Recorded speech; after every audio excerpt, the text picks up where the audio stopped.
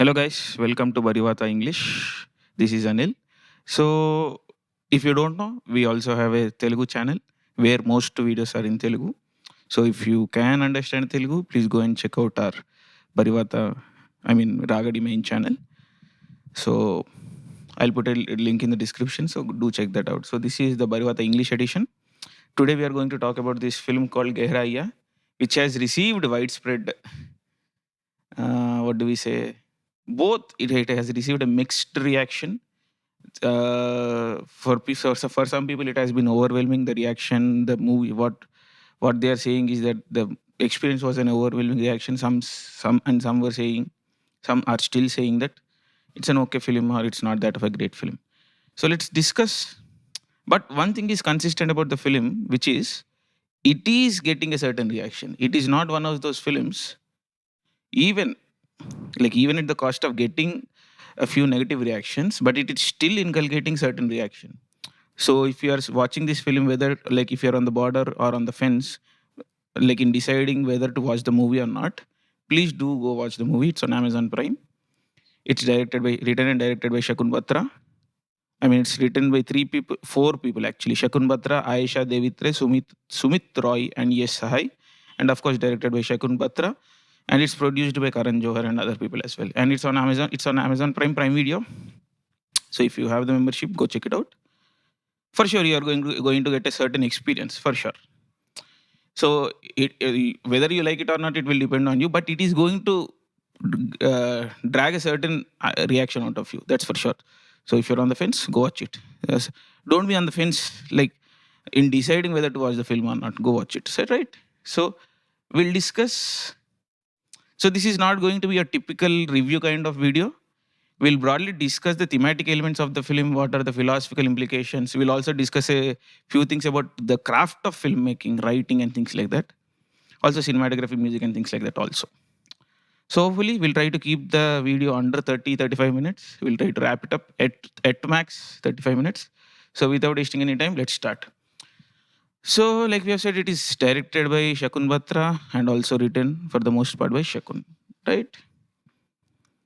So, it's starring Deepika Padukone as Alicia. I'm just looking at the Wikipedia page here. Siddhant Chaturvedi as Zain Oberoi, Ananya Panday as Tia Khanna, and Gehraiyaan as Karan Arora. These are the main characters. Of course, there's Nazir Shah and Rajat Kapoor as well. And there are other people, but these are the main cast. So, for me, so let's, before getting into the details of the film itself, about the film itself, for me, it is the story of a writer, right? Shakun Batra is one of the writers of the film. And I think, okay, we cannot tell from outside that who has written the film or not. But for me, and I suppose it's for the writers as well, this is a movie about writers. This is a movie about filmmaking, essentially for me.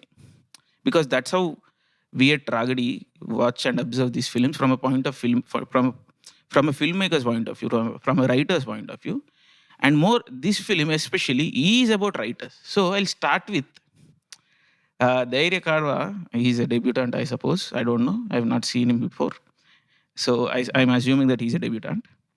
So he plays this character called Karan Arora.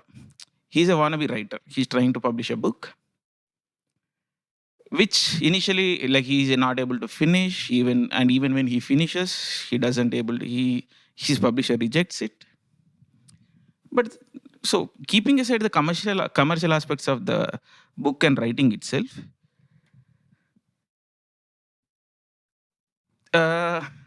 what is his name? Karan's character is the most revealing part about how writers work and operate, right?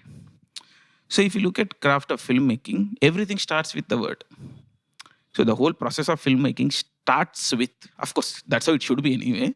But these days, projects are made up of based on star cast and things like that. We'll talk about that at another point in time. But filmmaking starts with words, starts with the writer. And if you look at the filmmaking, so writing essentially has, this is what we call as the plot, what the characters and things are doing. So there's characters, And there's the plot itself. What are they doing essentially? Like how they are traveling within the story and things like that. And there's screenplay. Screenplay is like how the story is told essentially. That's what these are the basics. I mean, I'm oversimplifying, of course, but just for the sake of saying it quickly, I'm saying it. I'm putting it this way. So, but when we look at the plot itself, there's a saying, right? There's only one film, and every other film is remaking this film again and again and again and again. So essentially, we are making the same film. But every movie has a different writer. This movie has 4. So what are they doing, right? This is the quintessential question. So writing is an art form. And every writer dreams and chases innovation, right? We are all trying to be unique. Every writer is trying to be unique. Every artist is trying to be unique. At least most of them. Of course, there are fake ones there. But fundamentally, essentially, as kids, whenever we dream of becoming an artist of any sort, the first thing is we want to stand out. We want to make something new. We want to create an impact. What sort of an impact? That might vary, but essentially, it's the impact that we are chasing. Every artist is chasing that impact. So, if we focus on this, and when we say every movie is the same, so let us take few examples, right? If you take the biggest film of the country, Bahubali, for people who are watching from outside India, Bahubali is one of the biggest films, if not the biggest film India has ever made until now, as of today. So if we look at the plot of Bahubali, what is it? It is a family dispute between 2 brothers, and one kills his stepbrother or somebody who's like they are fighting for a throne, right? So one, the evil guy, kills his brother. But he has an heir, he has a son. His son comes back and takes revenge. This is the story, right? You can go back to Cain and Abel, the Bible. You can go back to Genesis. You can go back to Mahabharata. You can go back to essentially any myth that any culture is founded upon. This is that story. So, for suppose we call India as, at the very minimum, India is a civilization of 12,000 years old, right? I think it is much more older, but even if we take the lowest of the stats, it is at the very minimum 12 to 15,000 years old. And we call Mahabharata as one of the one of the foundations of this culture that we call as Bharat. And 12-15,000 years later, essentially, whenever we are telling a story, we are telling the same story. So what our writers have been doing in these 15, 20, like in these 15,000 years? What have they been doing? Give me, for example, painters have been painting, right? They have been painting forests. Then came along cities, so they started painting cities, landscapes, city landscapes. Then skyscrapers started happening. Then they started painting those. So visually speaking, the world is ever changing. Even if you look at the sky never remains the same. Even something like ocean, the ocean never remains the same. Nothing in nature ever remains the same, visually speaking. Even if you are painting the same person day in, day out, the person is changing. So even if you are painting a same person for 60 years, every day, like if you make like a portrait of a person every single day for 60 years, you have 60,000, like whatever many days, that many different paintings, because essentially the person is aging every day. Minuscule, but nonetheless they are changing. So there's new visuals every day speaking. There's new sounds because we have computer generated sounds today. Earlier we didn't. Earlier people only had access to sounds that existed within their vicinity. Today there is explosion of sounds because everybody is exposed to all the cultures in the world, and there's fusion. So we are generating new sounds. So as a musician, you can explore, you can create new sounds, you can create new patterns. I mean, for sure, there's only limited patterns. That I agree with. But the timbre, the sound itself, we are changing. Right? You have the ability to change. So as an artist, when we say we are chasing innovation, as a painter, if you want to stand out, you can, because visually you are being distinctive. I'm reducing the art form of painting. I understand, but just for the sake of argument, I'm saying even if you're portraying visuals as it is, you're being innovative by the very fact that the world around you is changing visually. Like we have discussed, as a musician, you're creating new sounds. So you're being innovative by default. So as a writer, which is an art form, writing is an art form, and if I want to be a writer, where is my gratification coming from of being innovative? I'm essentially telling the same story again and again and again and again and again, right? So where am I being innovative? So where is my inner artist being satisfied? So essentially, you can get, see how people receive, that's a different matter. We are not talking about that. We are talking about the artist within. There is this impulse within artists to prove to the world that they are unique. This is an instinct. How public or people receive it or audience receives it, that's a secondary matter, right? We are not getting into that aspect. We are talking about the motivations and impulses of the writer himself or herself. So when we look at the art form of writing from this point of view, every writer is a failure because essentially they are not telling anything unique. Of course, the setting might vary. A man going to a forest, making a living or killing something and getting it back and providing a living for his family, that's a story. Jump back into 21st century, the man is essentially doing the same. Instead of going to the forest, he's going to the office and he's making a living. Or the woman, whoever. They're making a living for their family. Where has the plot changed?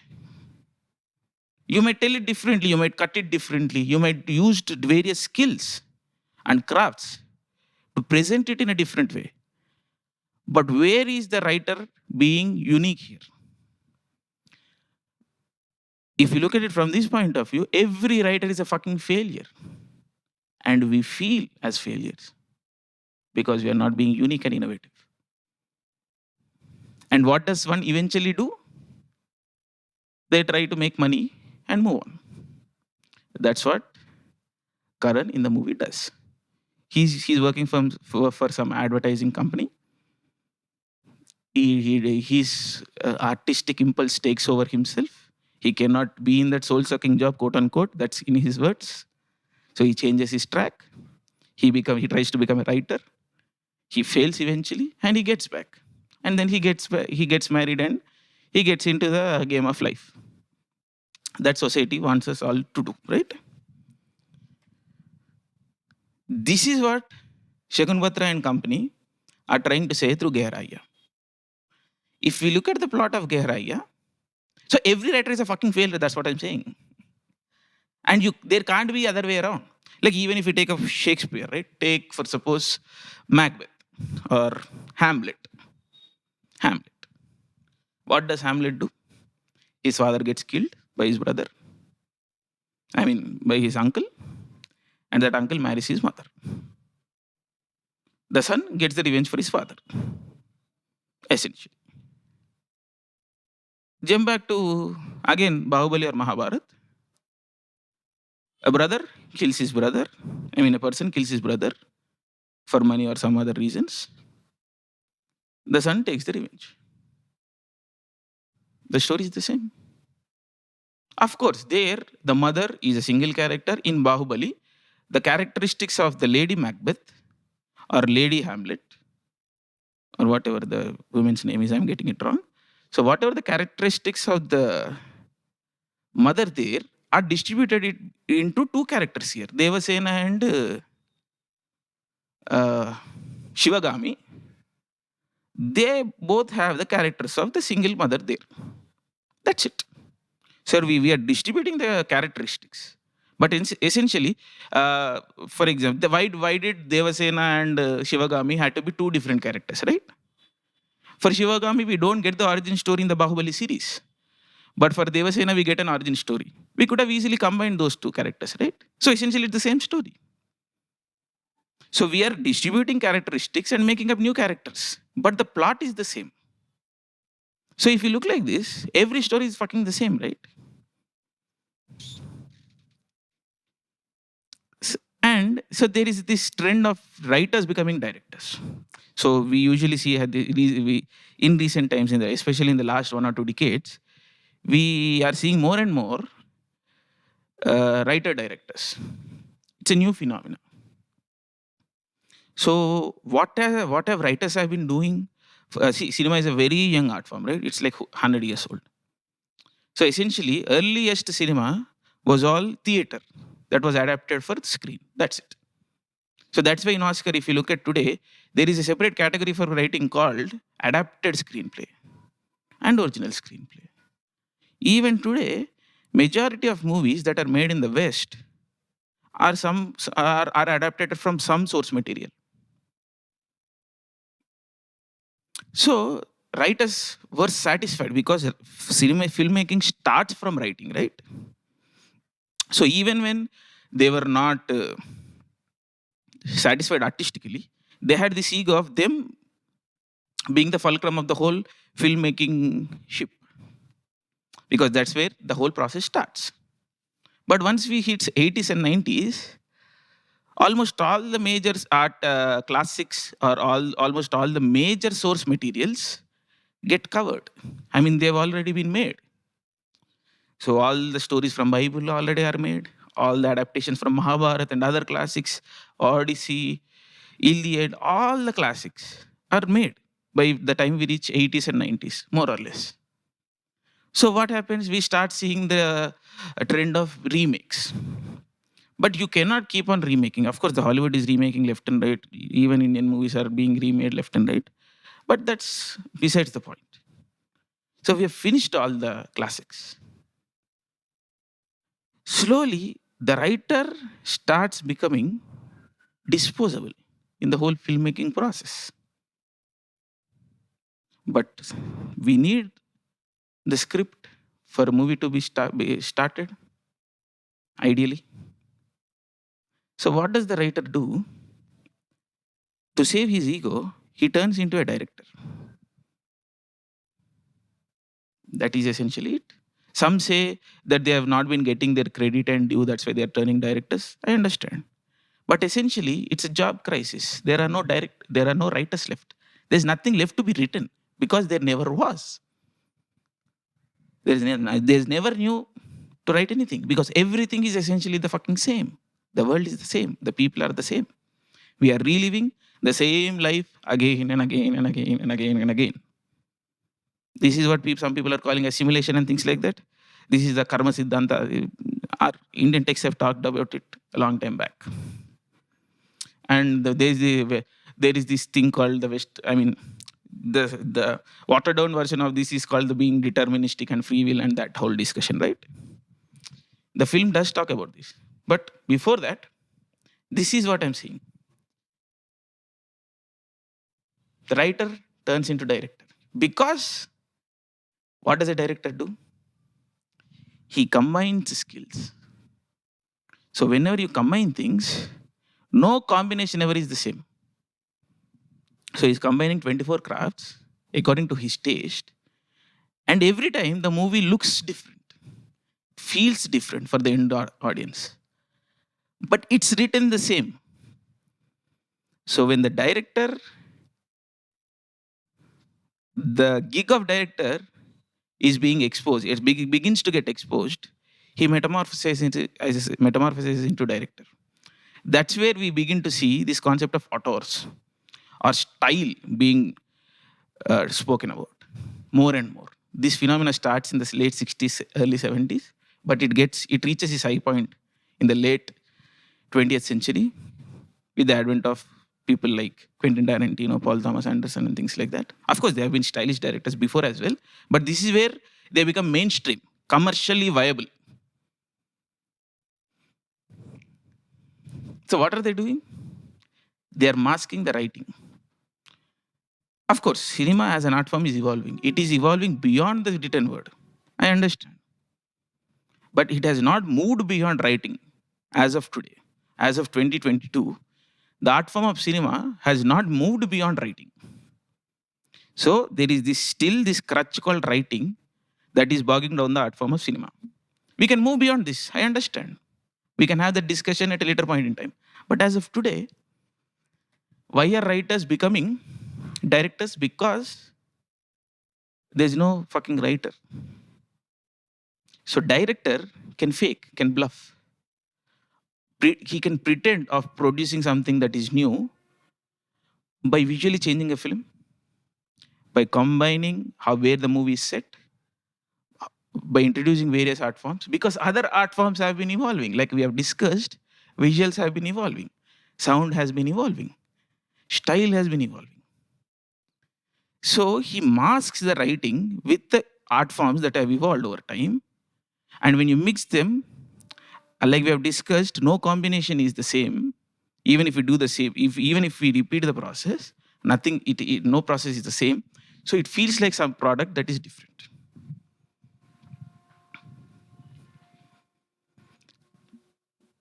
And this movie also gets into, so like, I hope you understand what I'm trying to say. So Gehraya is this movie which is the same. So there were a lot of movies in late 90s and early 2000s, right? Meri Yaar Ki Shadi or some movie like this. What do they do? There are two couples, two pairs who are about to be getting married or something. But suddenly through the course of the movie, they fall in love with the other people, with a person from an opposite pair. And some movies get realigned, some end up in a tragedy, but this is essentially the same. What does Gehraya do? Two couples that are traveling, two people fall in love with each other.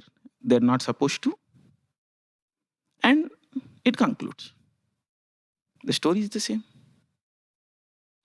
How does it make it? So what did they do is, in movies in the 90s and 2000s did not have characters with depth. But this is superficial depth. In earlier movies, we didn't used to notice, like, how what they would do would not be given much emphasis. How they feel would not be given much emphasis. Of course, everything would be over dramatized and melodramatized. Today, we know that what the characters do. How does that change the plot? Today, we know that characters are going through shitty situations, circumstances. They have family issues. How does that change the plot? Of course, they call it three-dimensional or depth to the character, and that's what Gehraya means. It means depth.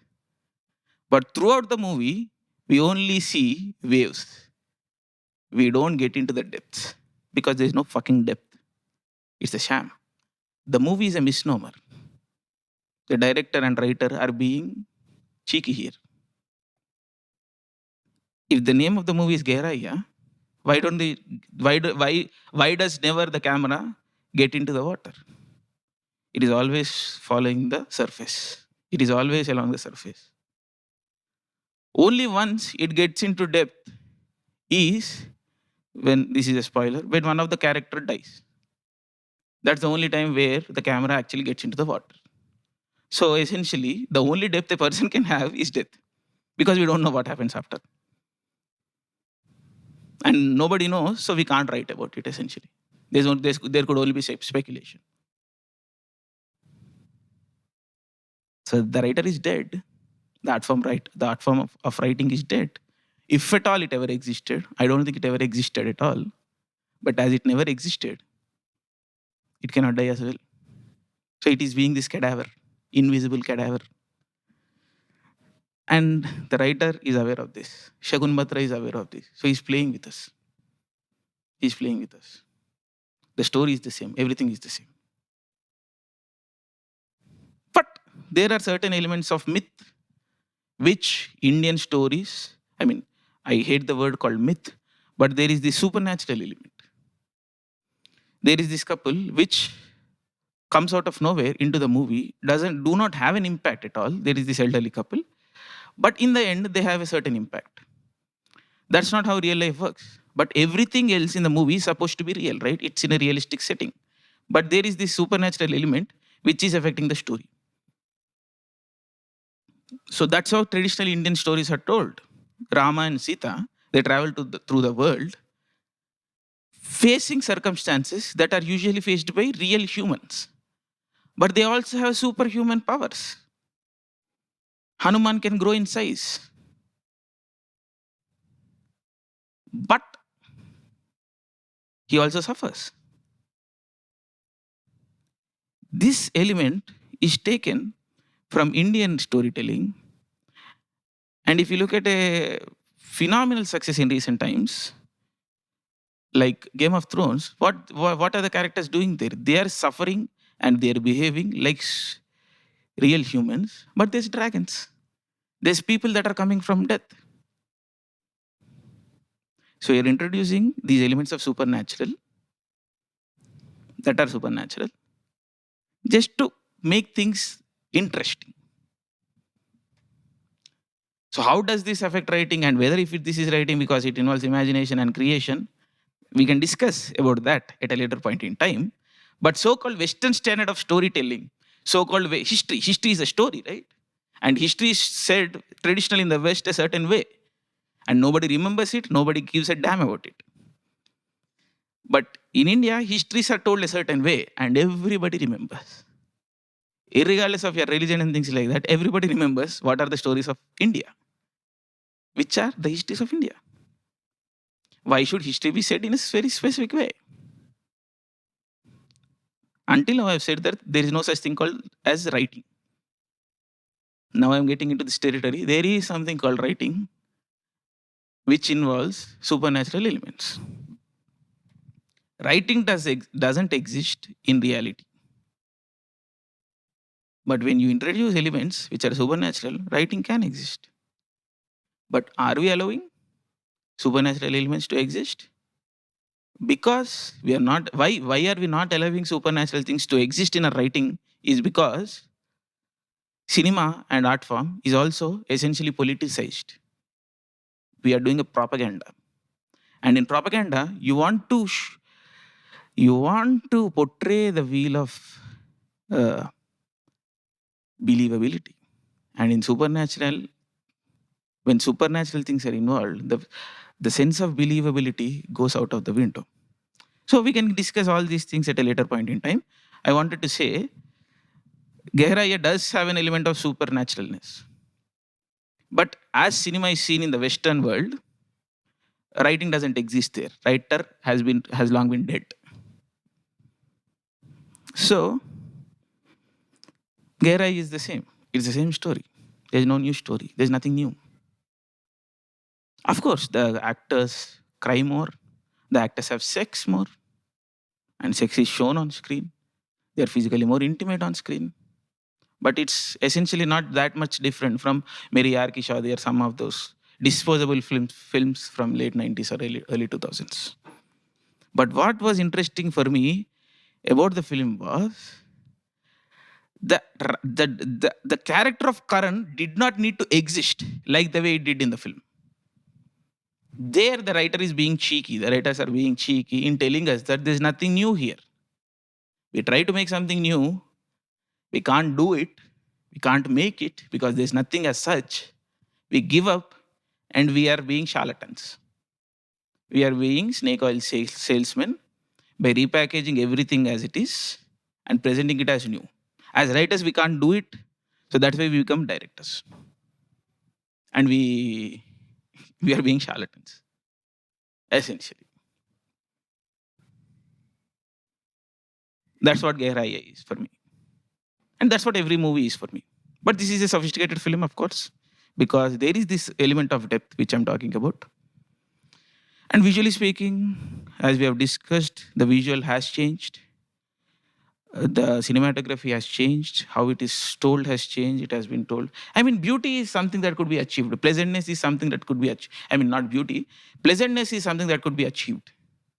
But pleasantness with style is something that you not get very easily. This movie has that pleasant visual with style, with panache. So that's what makes it beautiful. And it is beautiful. Kaushal Shah has done a great job. It is edited decently as well. Music by Kabir Katpalia and Savera Mehta. I've seen this name called OAFF. I don't know how to pronounce it. He's been credited with 2 songs. Like we have discussed, the sound we can get new sound. And this sound, this amalgamation of electronic sound with that of orchestral sounds, strings, piano, and things like that, that is new for India. So people are vibing to this sound. It will have to be seen whether this has sustainability or not. That should be seen. I mean, that the only time can tell that. But as of today, the sound is unique. People are liking it. I also like it. So it has good sound. As far as Shakun Batra, the director, is concerned, like I've said, he has been successful in presenting a new film or presenting the old film in a new form, in a new face, in a new skin. So as far as that is concerned, Shakun Batra has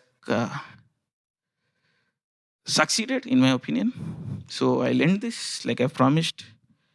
We'll have to wrap it up within 35 minutes.